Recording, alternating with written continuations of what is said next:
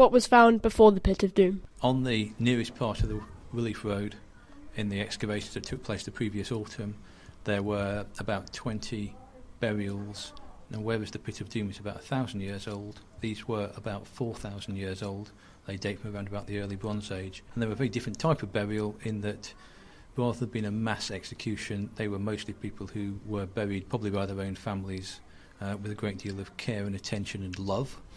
And there were various other features such as other quarry pits of the type that the Pit of Doom was, and various other features such as field boundaries, and also a row of about 20 empty graves, which we don't know about. There's a very interesting story to be had there. They're more likely, though, to date from the Roman period, but another intriguing little story nevertheless. Where did the name the Pit of Doom come from? That's a nice bit of folklore. I think it was some of the people who were actually building the road.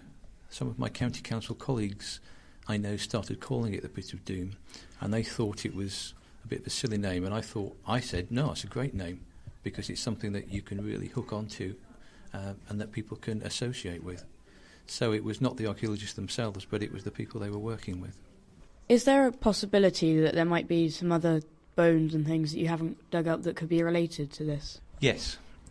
We think it's an obvious location for execution at the time because several reasons, one of which it is where the old Roman road crosses the Ridgeway.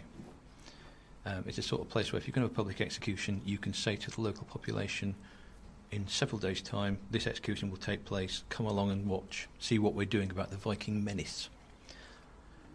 Therefore, that's a good place of execution. Only part of that area of the Ridgeway was looked at because the relief road was only cutting through a small amount of it. There's lots of other ground up there which was not looked at, and yes, there's quite possibly other burials of that type in that area.